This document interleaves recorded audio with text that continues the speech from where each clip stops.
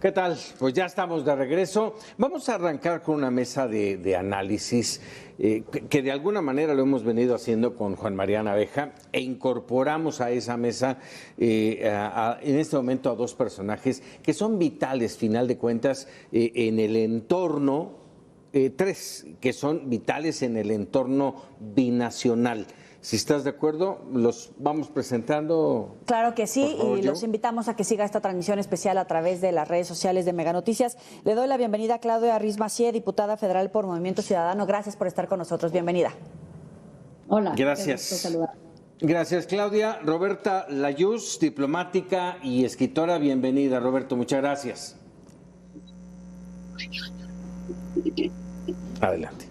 Y también le damos la bienvenida al maestro Juan Carlos Baker, académico de la Escuela de Gobierno y Economía de la Universidad Panamericana, ex subsecretario de Comercio Exterior y negociador del TEMEC. Gracias a los tres por estar con nosotros en Mega Noticias y, por supuesto, Juan Mariana Abeja, que también permanece en esta mesa de análisis. Así es. A ver, de entrada, yo creo que la pregunta que más nos hace ruido, a ver, ¿cómo entender algo que ya se venía anunciando, ya lo veíamos venir, pero hoy lo confirma en su discurso inaugural Donald Trump? El tema migrante, la emergencia nacional en la frontera sur. Arranquemos con esa, son tres más, pero arranquemos con esa. ¿Cómo lo ven, Claudia?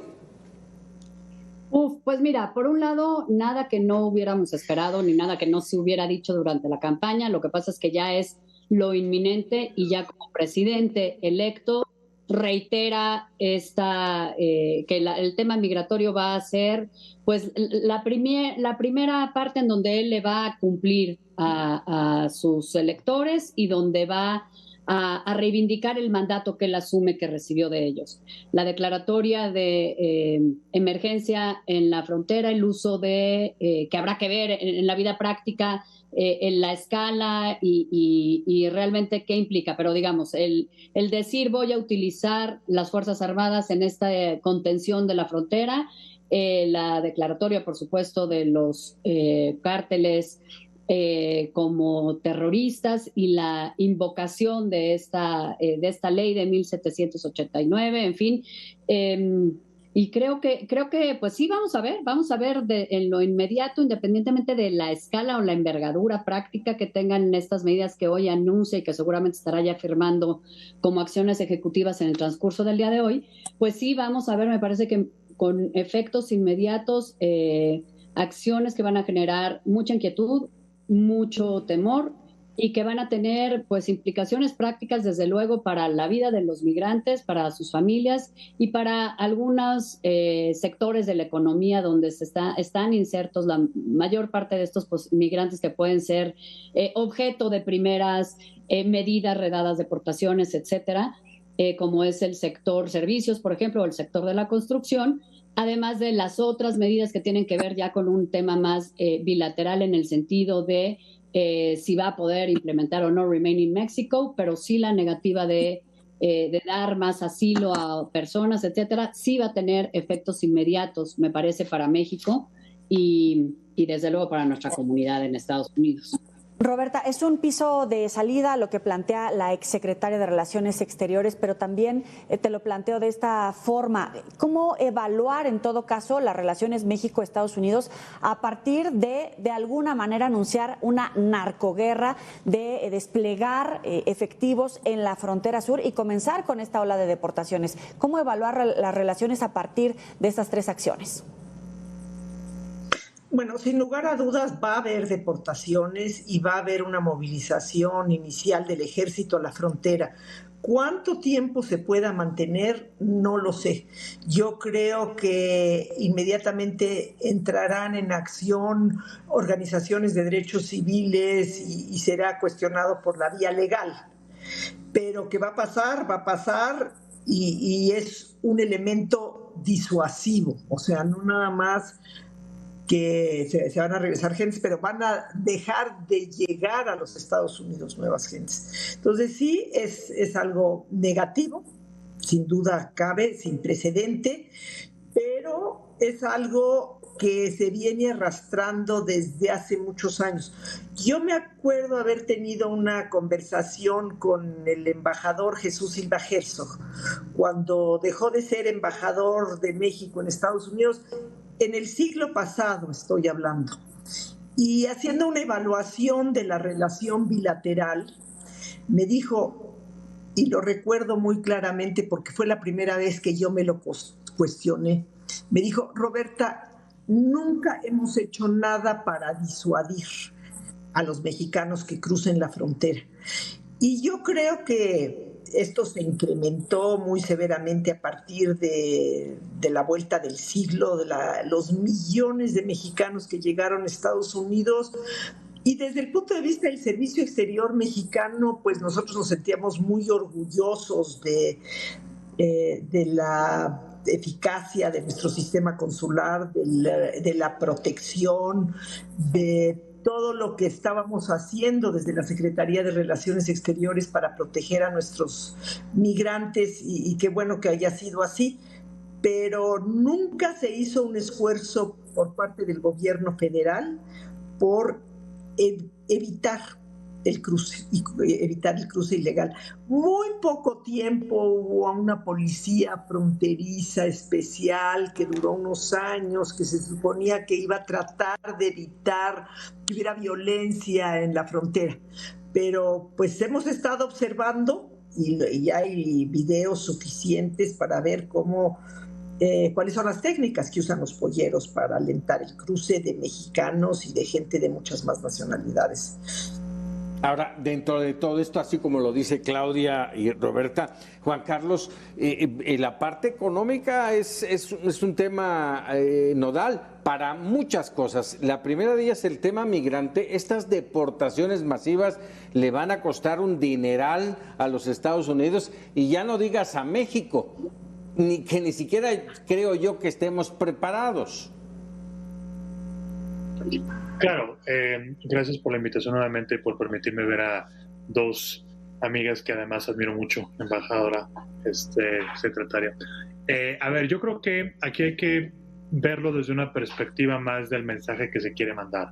Todo lo que efectivamente están diciendo ustedes que va a representar en términos de costo el deportar a estas personas con la escasez que ya hay de mano de obra en Estados Unidos, pues claro que va a tener una repercusión, pero yo no pienso que eso vaya a ser un argumento que detenga estas primeras decisiones de Donald Trump en materia migratoria. Me parece que la plataforma que lo eligió, y él lo repitió justamente durante su mensaje, que él estaba interpretando el mandato que se le daba y los votos que recibió como de alguna manera justificante para hacer todo lo que prometió que iba a hacer. Entonces, en ese aspecto, yo creo que la parte económica de lo que va a costar, no creo, insisto, que va a ser un determinante para que las decisiones cambien. Ahora bien, yo creo que esto también debe llevar a otro debate mucho más allá, que estoy seguro que tocaremos dentro de un instante. Sí, bueno, por el lado de México vamos a recibir algunos de estos deportados o potenciales deportados. ¿Qué se va a hacer con otros que también podrían llegar? Bueno, esa es una discusión que se tendrá, pero pues en la cooperación económica yo creo que México puede encontrar también una serie de elementos que estaría más que justificado, me parece, que se pongan en la mesa a cambio de el tener este tipo de cooperación como Donald Trump lo está, diría sugiriendo, pero la verdad es que su manera de presentarlo es todavía mucho más demandante, ¿no? He estado yo revisando los canales oficiales del gobierno, las cuentas de redes sociales. No he visto hasta ahora algún pronunciamiento al respecto. Digo, estaremos aquí un rato y si sale algún pronunciamiento del gobierno de México, estoy seguro que lo vamos a comentar. Claro, y es que efectivamente Panamá ya se pronunció de manera inmediata, el gobierno de México hasta este momento no, pero te tomo el planteamiento, Juan Carlos. Roberta, ¿cómo negociar? ¿Cuál es el margen real de negociación para evitar ser el tercer país seguro? Porque él lo anuncia como un hecho, el quédate en México. Y el gobierno de México, las semanas anteriores, había hablado con funcionarios o diplomáticos de países de Centro y Sudamérica. Sin embargo, hoy por hoy, la acción es regresarlos a territorio mexicano. ¿Realmente México, cuál es el margen de negociación que tiene frente a esta propuesta? Yo pienso que habría que buscar una negociación regional. O sea, ya somos, de hecho, tercer país seguro, lo somos desde hace muchos años, 6 años por lo menos, y no hemos hecho nada por buscar una negociación regional que incluya, por supuesto, a los Estados Unidos.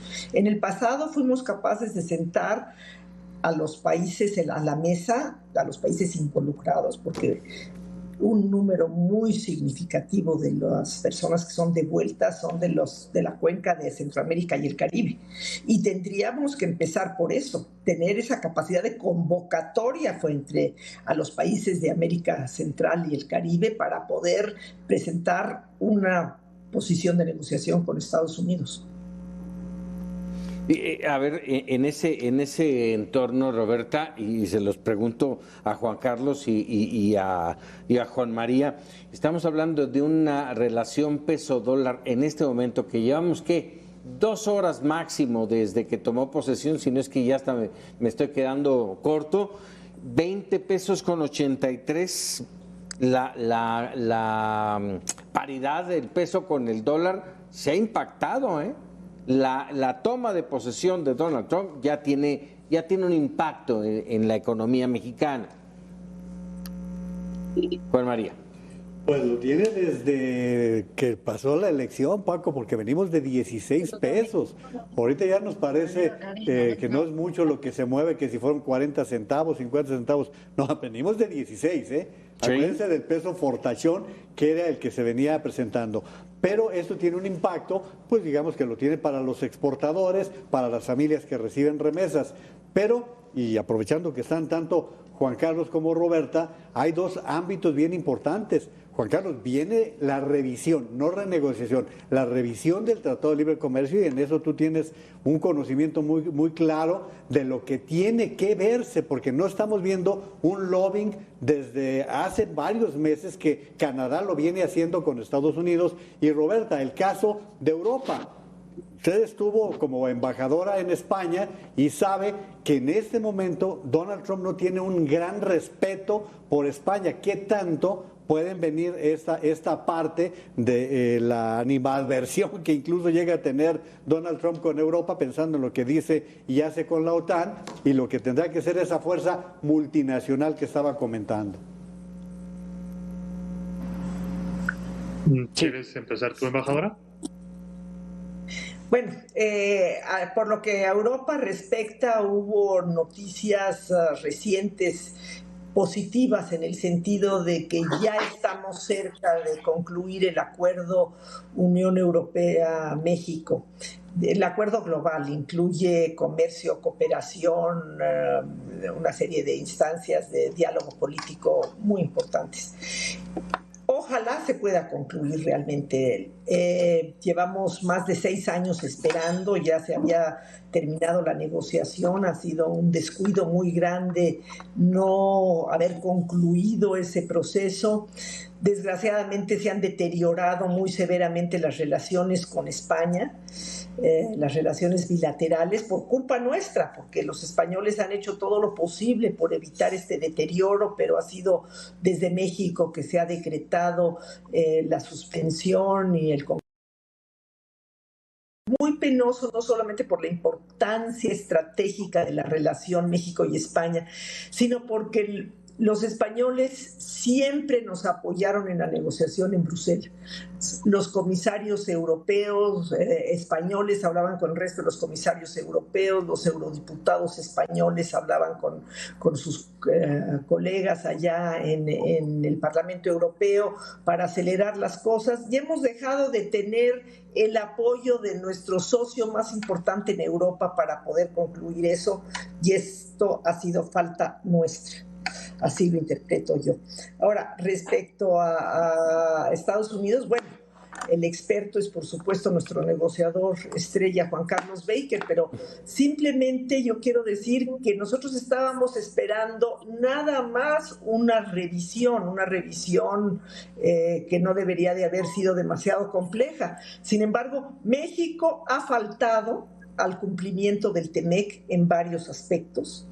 Y sin embargo, también México no ha buscado ese acercamiento para tratar de resolver los pendientes que tenemos respecto al TEMEC. Pero creo que el que puede hablar con mucho mayor calificación sobre esto es Juan Carlos Baker. Gracias, Roberta. A ver, aquí varias preguntas. Primero, sí, efectivamente el tipo de cambio creo que es algo que tenemos que monitorear porque nos da una idea del termómetro del día de hoy. Pero eso también es muy volátil, o sea, yo no me guiaría solamente por esa variable en términos de qué tanto está reaccionando. En todo caso, a ver, el viernes pasado, en el diario oficial de la Federación en México, se cotizaba un tipo de cambio de 20 pesos con 77 centavos. Entonces, la diferencia me parece realmente mínima. Y de alguna manera yo creo que el hecho de que Donald Trump no haya anunciado los aranceles durante su discurso, ojo, no quiero decir que ya estamos fuera de peligro. Lo que estoy diciendo es que había cierta expectativa de que en el primer momento que él llegara a tomar posesión iban a venir esos aranceles. Creo que eso de alguna manera ha calmado un poco a los mercados, pero efectivamente aquí tratando de unir ambos temas que nos preguntaban, pues me parece que ahora ese margen, si me permiten decirlo, que estamos teniendo por la parte comercial y económica, tenemos que llevarlo a un contexto en donde pues sí se habló de que Estados Unidos está preocupado por el déficit. No mencionó a China en su discurso, eso es algo también bien interesante, pero sabemos que es una prioridad para el presidente Trump. Entonces, yo siento que todo esto que se mencionó y lo que no se mencionó en materia comercial y económica, pues está sentando las bases para una discusión que idealmente, como decía ahorita la embajadora Roberta, tenga que irse a un proceso estructurado, lógico de negociación, en donde los países son serios y llevan sus diferencias a un panorama institucional. Francamente, eso posiblemente no vaya a suceder.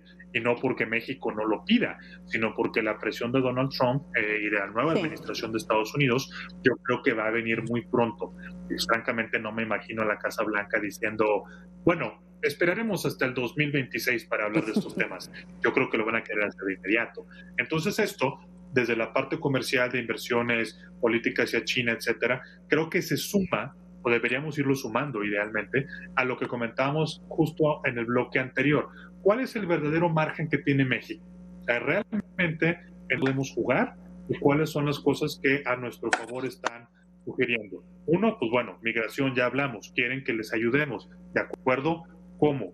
¿Y qué podemos hacer al respecto? ¿A cambio de qué? Y lo mismo hacer también en el cajoncito o en la canasta de la parte económica y la parte del déficit, etcétera. Entonces, en fin, creo que hemos librado la mayor amenaza en materia de aranceles inmediatos, pero no estamos completamente fuera de peligro, ¿no?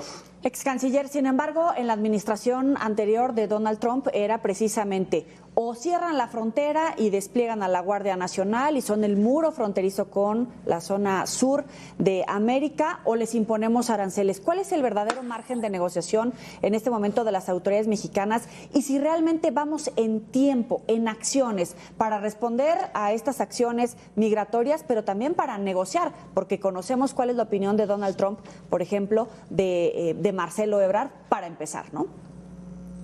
Mira, yo creo que primero no podemos perder de vista que de una forma, pues yo creo que sin precedente, tanto México como pues en realidad prácticamente todos los países del mundo empezaron a hacer concesiones o a ajustar políticas internas antes de que entrara Donald Trump a la presidencia, pero como respuesta a lo que ya se anticipaba que podían ser medidas que iba a tomar o buscando una especie de ganar tiempo, de comprar margen, un appeasement.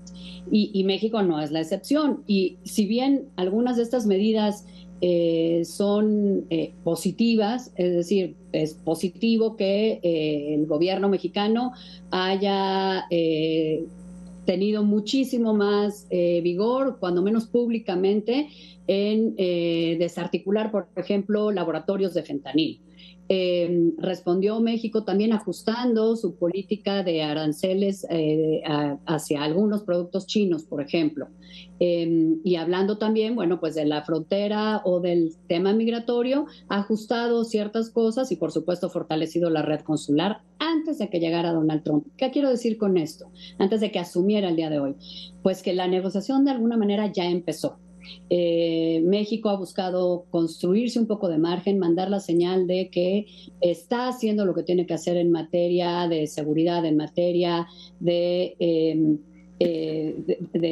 su política hacia China y en materia de la migración, pues sin duda también haciendo el fortalecimiento de sus capacidades consulares, que es parte de lo que es lógico que tiene que hacer, pero me parece que está mandando mensajes, ¿no? Mandando mensajes para un poco distender un poquito lo que pudieran ser las primeras medidas. Yo creo que México no, es decir, no tiene más margen del que ha tenido nunca, esa es la verdad. O sea, siguen siendo los temas más complejos de la relación que están puestos en la mesa al mismo nivel y esa es la complejidad que presenta Donald Trump.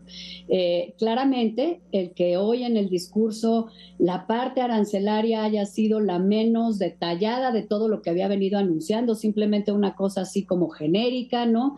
Y diciendo que se va a evaluar el estado de las cosas comerciales, México, China en general, sin hablar de cosas muy específicas, creo que habla de que cuando menos en alguna parte de la administración entrante puede haber una conciencia de que medidas unilaterales muy agresivas pueden ser contraproducentes para los propios consumidores norteamericanos y ahí encontraríamos un margen quizá más amplio del que pudiésemos encontrar en otros ámbitos. Obviamente una guerra arancelaria no le haría bien a ninguno de los dos países, pero sin duda la fortaleza de Estados Unidos pues le da una resiliencia un poco mayor, aunque pues habría también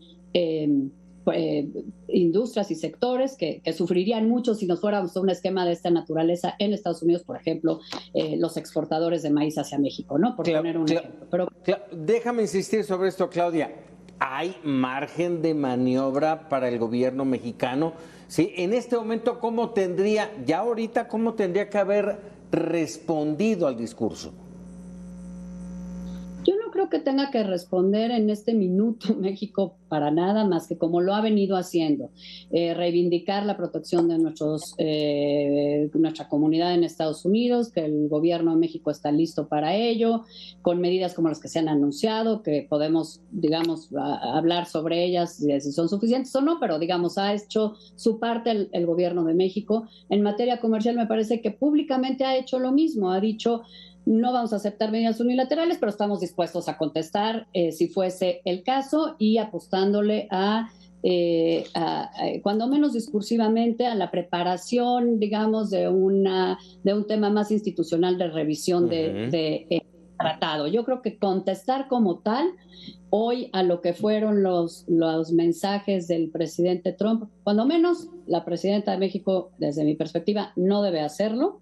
Y el gobierno a través de las distintas secretarías pues puede ir hablando de cosas específicas, pero me parece que sin confundir la retórica de nosotros como con las acciones que debemos tomar con mucha cabeza fría, mucho aplomo y un sentido estratégico de mediano y largo plazo, que es lo que yo espero que haga el gobierno y no responder reactivamente.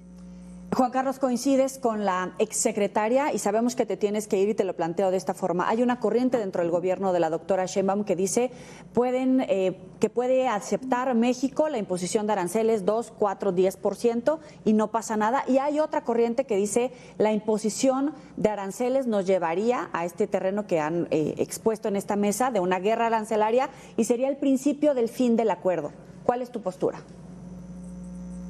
Yo creo que México no debe de iniciar una guerra comercial. O sea, eso es perfectamente claro. Pero si llega Estados Unidos a poner aranceles, eso sería una violación del tratado como tal. Y entonces México lo que tendría que hacer, me parece a mí, es contestar con los propios instrumentos que le da el tratado. Iniciar un caso de solución de controversias, si efectivamente es posible poner una represalia en función de incumplimiento de Estados Unidos, pues hay que considerarlo.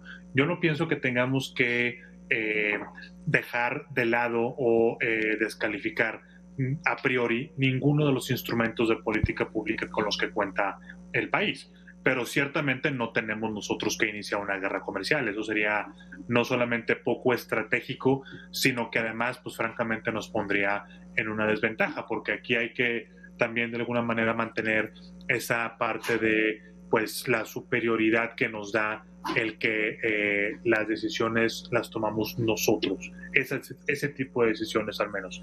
Yo no creo que tengamos tampoco que aceptar de manera pues casi resignada que va a haber aranceles. O sea, eso sería de alguna manera asumir que las reglas comerciales que han aplicado por los últimos 40 años las hacemos a un lado y México no tiene por qué considerar eso, pero sí tenemos que ser más estratégicos, sí tenemos que ser más inteligentes. Caray, pues bueno, Juan Carlos, muchas gracias siempre con tus comentarios importantes aquí en Mega Noticias. Roberta, embajadora, ¿cómo enfrentar a este gobierno norteamericano? ¿Cómo combatirlo desde nuestras posibilidades? Yo creo que el gobierno de México ha tomado pasos en el sentido correcto, pero han sido pasos tímidos y no han sido suficientes. Yo, por ejemplo, estaría esperando ahorita una declaración no de respuesta a Trump, sino de solidaridad a los mexicanos en Estados Unidos, que se sientan que son bienvenidos en su patria, que se sienta que estamos preparados para recibirlos, que se sienta el afecto hacia nuestros compatriotas. Y creo que cuanto antes debería de haber una declaración en ese sentido, un anuncio, y sobre todo que se dieran a conocer cuáles son los pasos que se van a dar para darle la bienvenida a los mexicanos y cómo se puede aprovechar su talento y su experiencia laboral. Oiga, perdóneme que se lo plantee así, pero realmente ¿cuál es la expectativa para esos mexicanos? Sí, bienvenidos, pero al final dejaron México para buscar una oportunidad laboral o una mejor vida. Sin embargo, hoy en México se vive evidentemente índices de pobreza, violencia, desigualdad. Con la experiencia que tienen, realmente ¿cuál es la expectativa que se le puede ofrecer y garantizar una vida a esos mexicanos que regresan? Porque al final es una deuda de políticos desde hace décadas de no poder establecer esas condiciones de vida para los mexicanos. Bueno, el Plan México propone poner a México en una senda de crecimiento económico para convertirse en una de las economías, de las 10 economías del mundo. Falta el decirnos cómo, ¿verdad? O sea, el sentido es correcto. Eso es lo que los mexicanos queremos crecimiento económico. Sin embargo, la realidad es que las inversiones que tendrían que haber llegado a México a través de la política que se llamaba el nearshoring, no han llegado en la magnitud que debieran hacer. ¿Por qué? Porque no se han tomado una serie de medidas internas, hay incertidumbre respecto al Estado de Derecho, no hay suficiente electricidad, no hay suficiente agua, no hay suficiente internet para que vengan a establecerse de manera masiva empresas aquí en México que podrían dar empleo a estos mexicanos capacitados, a estos mexicanos que ya hablan inglés.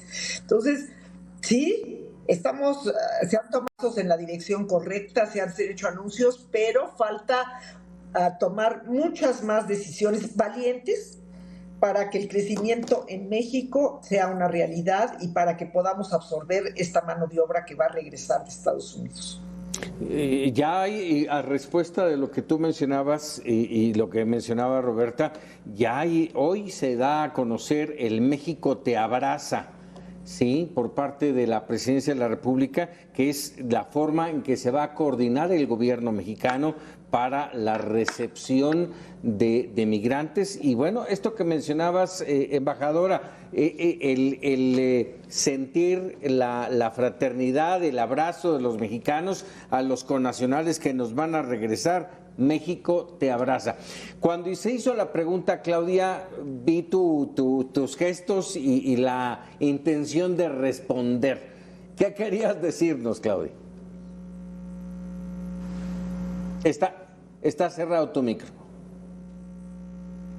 Gracias. La embajadora Layó ha tocado un punto importante. Creo que es vital que la comunidad en Estados Unidos sienta el respaldo, el acompañamiento, ¿no? Y un poco la protección y cercanía, pues del gobierno, de los mexicanos, de todos, a través de, pues, el despliegue de acciones consulares. Y creo que en eso el gobierno de la presidenta Sheinbaum ha puesto el mayor énfasis, ¿no? En las últimas semanas, en que se sienta que está preparada la red consular y que se haga un esfuerzo de mandar la señal de aquí estamos para acompañarte, defenderte y con las recientes medidas que hoy anunció, pues en caso dado para recibirte y que esta recepción en tu país sea pues lo menos difícil posible. Pero la verdad es que lo cierto es que pues la comunidad migrante en Estados Unidos no necesariamente quiere regresar a México y sería en su momento a través de las deportaciones o estas acciones que está planteando, insisto, no sabemos el alcance que puedan llegar a tener, pero las acciones que se están planteando pues serán acciones pues traumáticas para los migrantes, para las familias que puedan eventualmente ser separadas y en ningún caso será fácil, ¿no? Esa recepción. Desde luego que es deseable que el gobierno de México, cuando lleguen, quienes lleguen, en el número que lleguen, pueda tener la capacidad de identificar de dónde son, cómo acompañarlos a su lugar pues de origen, cómo ayudarlos a encontrar trabajo, todas estas medidas que se anunciaron. Pero la verdad es que va a ser muy complicado por la experiencia pues histórica que tenemos en materia de deportaciones, sobre todo cuando son muy grandes estos números de deportaciones. Es difícil el procesar toda esa información ya una vez que llegan los paisanos a México, y esto solo suponiendo que solo lleguen paisanos mexicanos y que no haya deportaciones de nacionales de otros países, ¿no? A nuestro territorio. Entonces creo que está bien fortalecer la red consular, es lo que nos toca, está bien mandar esta señal de acompañamiento, es lo que mínimo que podemos hacer para nuestra comunidad en Estados Unidos, pero creo que también hay que ser muy claros y muy pragmáticos en que no es suficiente lo que podamos hacer una vez que ya se activen las deportaciones. Creo que ahorita allá es lo más importante que podemos hacer, lo que se pueda hacer allá a través no solo de la red consular, sino de los aliados que se pueden activar. ONGs aquí se mencionaron, asociaciones, ¿no?, de defensa de derechos humanos y libertades civiles, y pues también echar mano de esa red solidaria de nuestra propia comunidad allá, pero sin duda pues yo creo que de aquí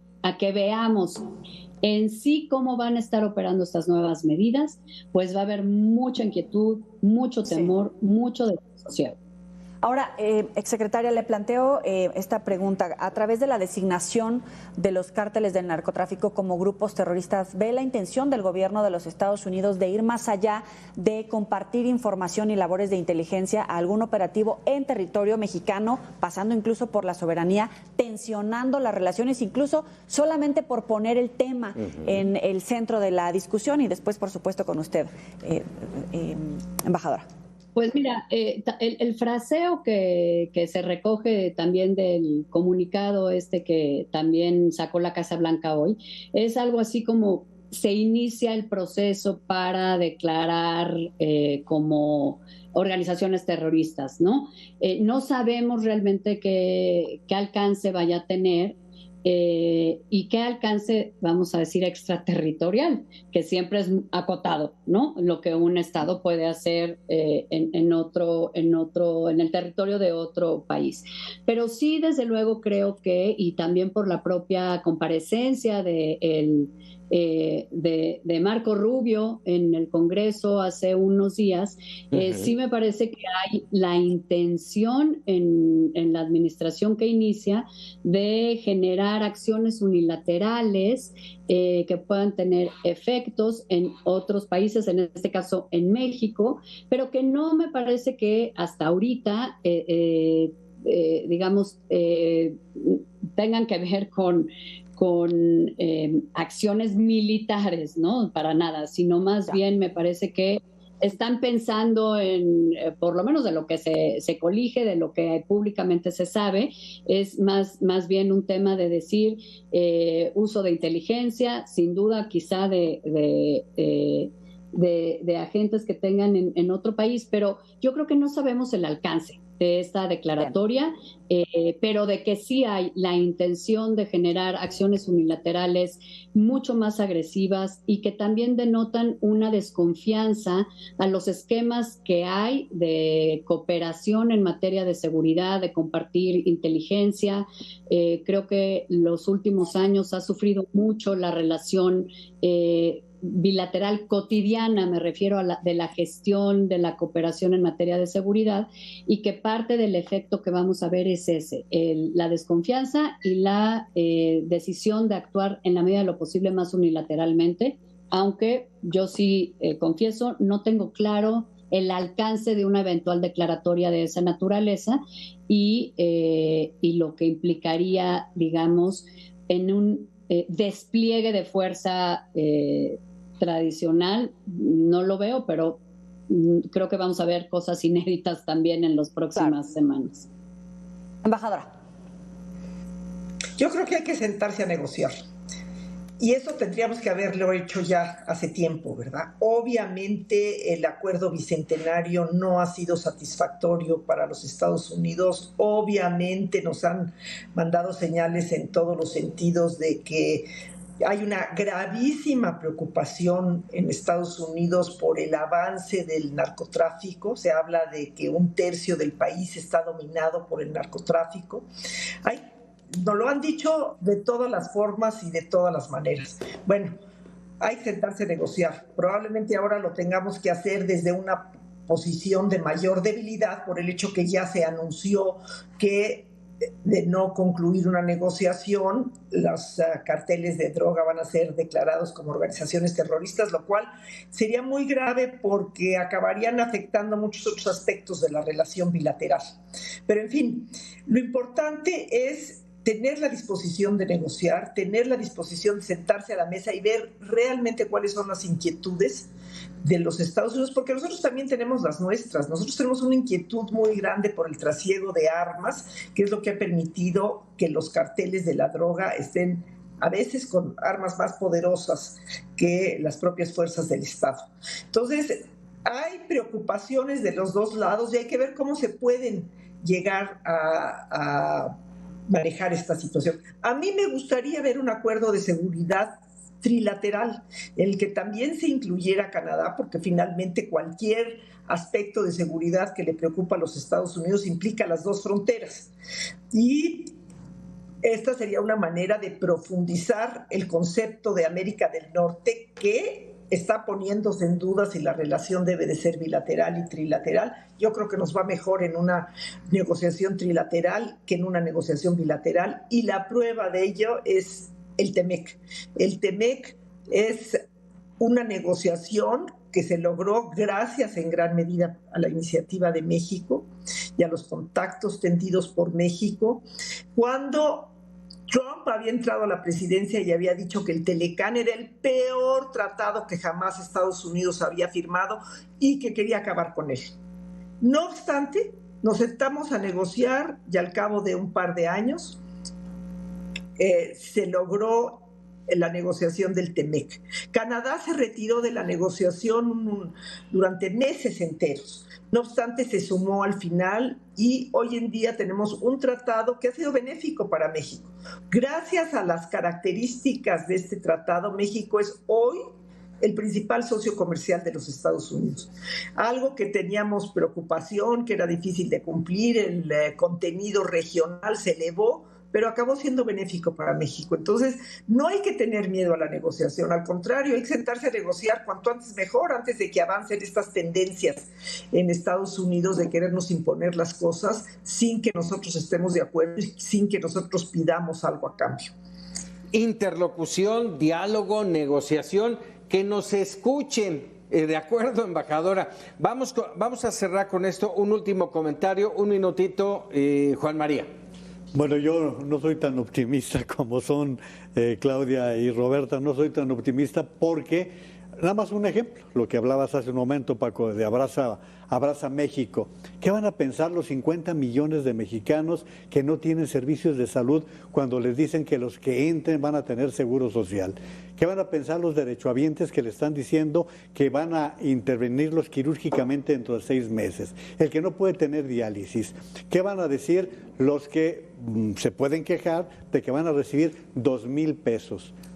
Cada uno de los que vayan entrando a México. Y no puede ser optimista porque están hablando de darles dinero, salud, educación en un país en donde traemos una deserción escolar de más de 1,5 millones. O sea, el problema es que no hay una estrategia integral.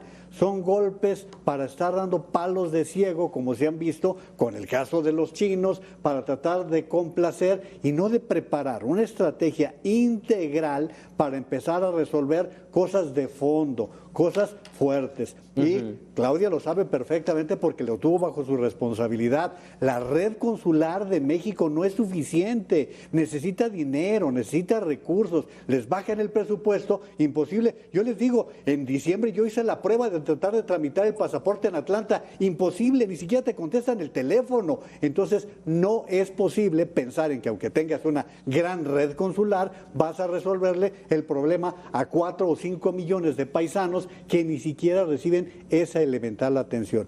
Perdón que no sea muy optimista en lo que se está viendo, ¿no? Así es. Claudia. Bueno, pues sin duda me parece que tenemos que sentarnos a evaluar lo que estamos viviendo y lo que podemos anticipar a partir de un principio de realidad. Donald Trump ya asumió la presidencia. Discurso inaugural y de sus primeras acciones, pues están encaminadas a tomar medidas en temas que a México le resultan complicados, que nos tensionan la relación, pero que también son parte histórica de nuestra relación. El tema de seguridad, el tema migratorio y el tema comercial, en donde vamos a ver acciones, muchas de ellas unilaterales, muy complejas, y eso nos tiene que obligar me parece que a un replanteamiento de nuestra aproximación hacia la relación bilateral, con un sentido y una estrategia y una respuesta de Estado, no nada más de gobierno, en donde pues tengamos con mucha claridad en la mesa cuáles son nuestras debilidades, cuáles nuestras fortalezas y cómo debemos actuar todos, insisto, en una respuesta concertada, casi monolítica e integral entre órdenes de gobierno, entre todos los sectores de la sociedad, pero también entendiendo una relación bilateral, binacional más que bilateral, muy compleja, en donde pues tenemos que encontrar, como lo hemos hecho siempre, la mejor manera de navegar las aguas que se nos presentan. Lo hemos hecho antes, sí, a veces más cómodamente, a veces más difícilmente, pero habrá que hacerlo, insisto, con cabeza fría, distinguiendo lo táctico de lo estratégico y con una visión de Estado. Y en ese sentido no basta el esfuerzo del gobierno, sino que el gobierno me parece que tiene que convocar a una estrategia muchísima más amplia a todos los sectores de la sociedad mexicana, porque pues nos atañe a todos. Bien, embajador, un minuto para concluir. Bueno, me sumo a todo lo que ha dicho ex jefa Claudia Ruiz Massieu, pero yo quiero agregar una cosa. Quiero agregar que tenemos que poner la casa en orden y tenemos que empezar a crecer. Mientras no logremos esto, no de nada sirve la negociación, porque no vamos a tener la capacidad de absorber a nuestros connacionales, no vamos a tener un clima propicio a la inversión. Gracias. Sí, ¿quién pone, a ver, ahí la pregunta, ¿quién pone orden en la casa? ¿Quién? Porque es algo que hemos venido arrastrando ya perdóname, voy a decir, por lo menos 12 años, de que nadie pone orden en la casa, y eso es importantísimo, embajadora. por supuesto. Bueno, por pues no hay de otra, ¿eh?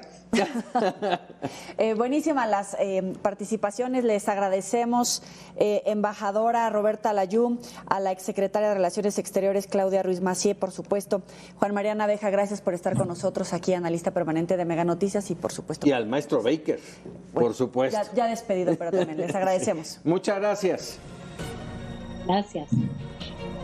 Gracias, embajadora. Bueno, pues ahí está parte de lo que hoy nos ha